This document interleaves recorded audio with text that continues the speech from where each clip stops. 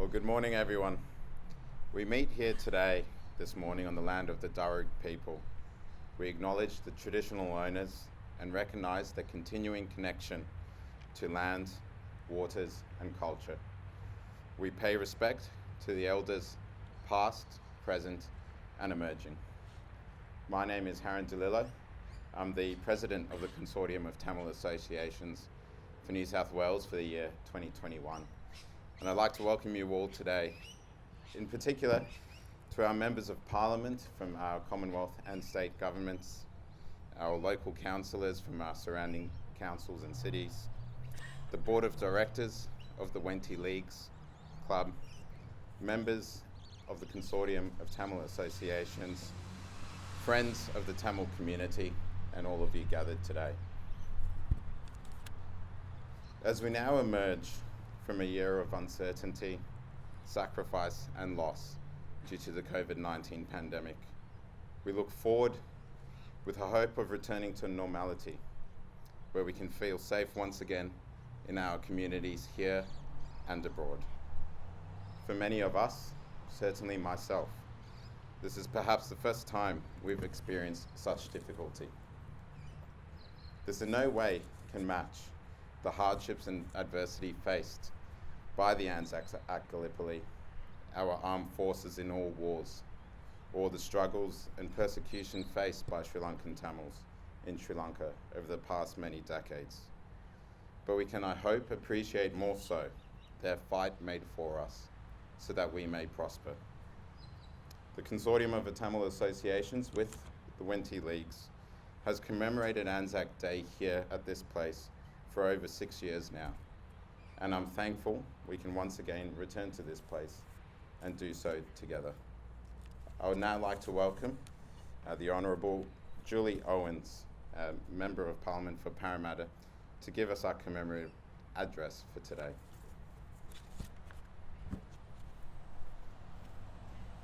I was at 2 services this morning, and at the second one I walked past the Anzac Memorial, and there was a little bunch of flowers on it, and it had a note on it saying the name of a man and the regiment in which he served, and then "You're in our hearts, Daddy."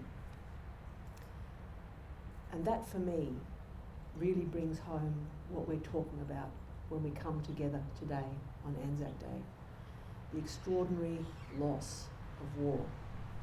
We measure it in large numbers, but it's felt by one person here and one person there and another one there, a person who loses their son, their daughter, their father, their mother, their sister, their brother, children that grow up never having met their fathers, and people who live the rest of their lives with loss. We also need to acknowledge that war isn't just paid for by lives lost, it's also paid for by lives lived. People who return from conflict wearing the scars on their bodies and in their minds and live the rest of their lives with that trauma. We know in Australia, for example, we lose many, many more servicemen and women from suicide following conflict than we do in conflict, in fact by a factor of 10.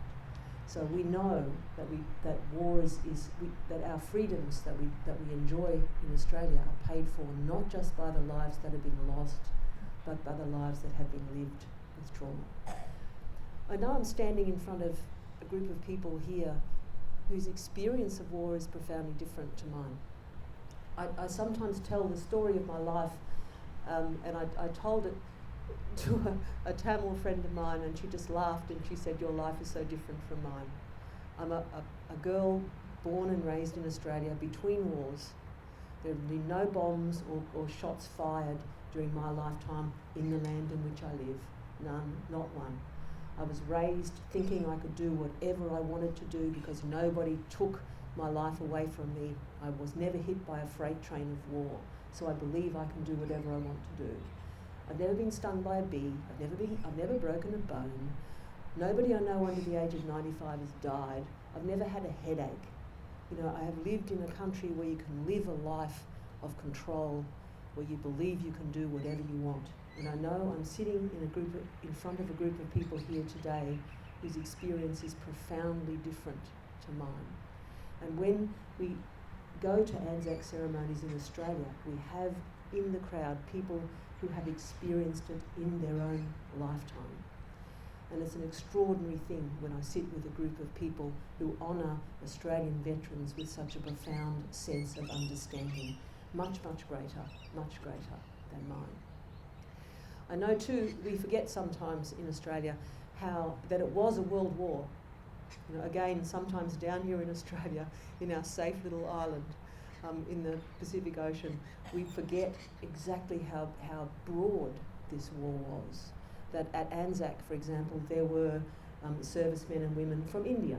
The Sikhs were there. In fact, they made it to the top of the hill on the first day and then were accidentally shelled by our own forces and had to withdraw. So they actually made it to the top on the first day. We know also, of course, that the Madras sappers were in the Middle East and Europe. You know, there were people from all over the world, people within our country now whose ancestors served in other regiments with us during World War I, and we also need to build more on that. It's taken decades really for us in Australia to start to understand the contribution that so many others made to the war in which we lost so many. Can I thank you very much for inviting me to speak today. It is an extraordinary day, our Anzac Day, a day when, again, as I said, we acknowledge all of those who served, who have served, and all the lives that have been lost and the lives that are lived. Thank you very much.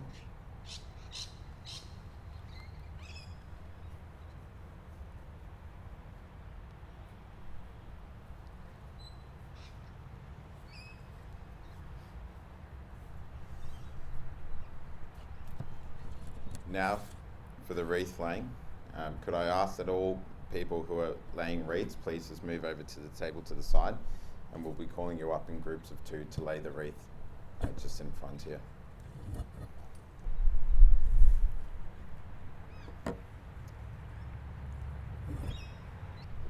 The Honourable Michelle Rowland, the member for Greenway, with the Honourable Julie Owens, the member for Parramatta.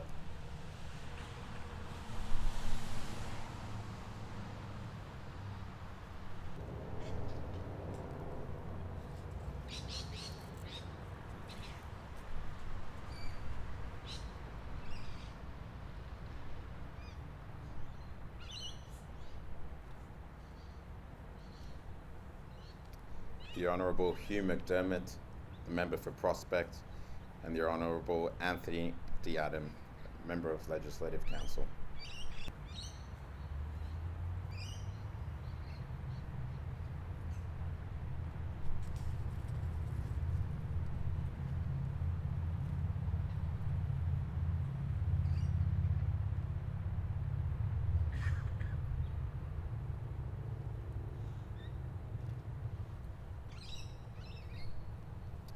Mr. Rob Willis, the Director of Wenti Leagues, with Mr. Kulasegaram Sanjan on behalf of the Tamil community.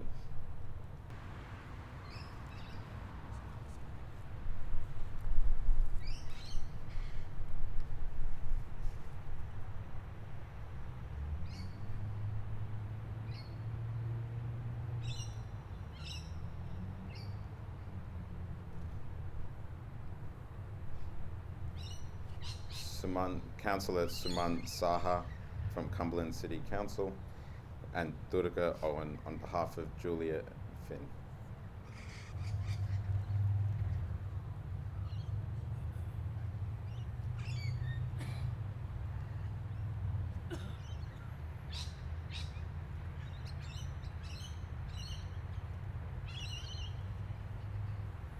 And Councillor Lisa Lake from the Cumberland City Council.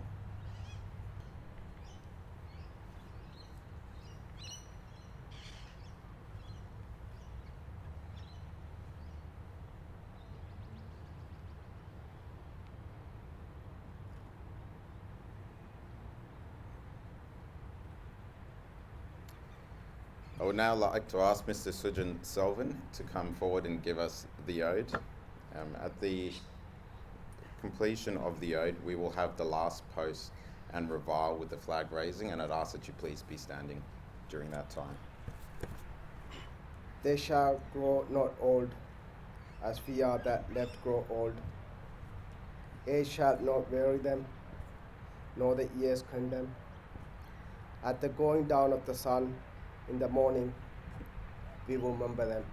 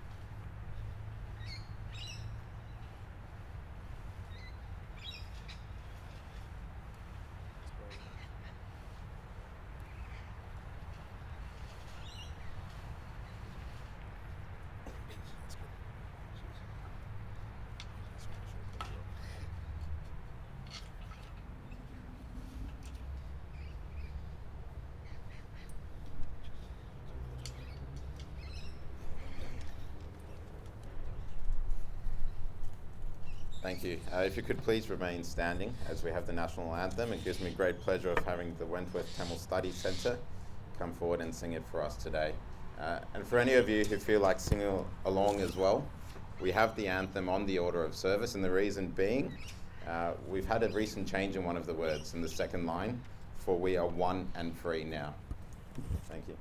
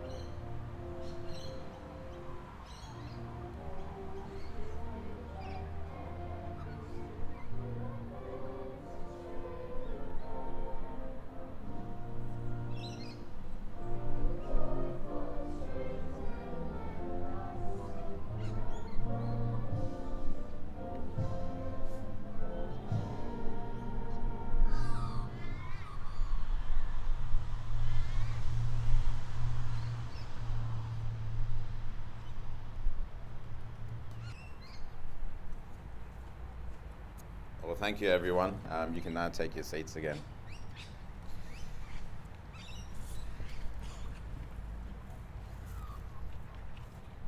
Well, thank you, everyone, for being here today with us. I'd like to now call Mr. Rishi Rishikesan, who's the Secretary of the Consortium of Tamil Associations for this year, with me to give our vote of thanks. Afterwards, I'd ask that if you please stay behind, we do have some breakfast over to the left. If you could please join us.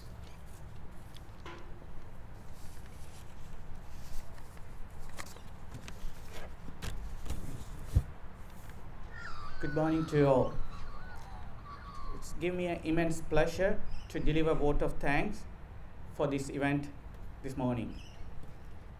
We take this opportunity to thank Wendy Leagues Club for providing us the venue for last 7 years, and thanks to Rob Willis for representing the directors here today.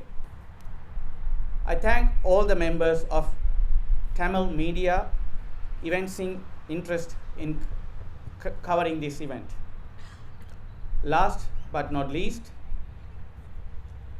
I thank all good hearts who worked behind the scene to make this event successful, and all you for gathering with us to commemorate this event. Thank you.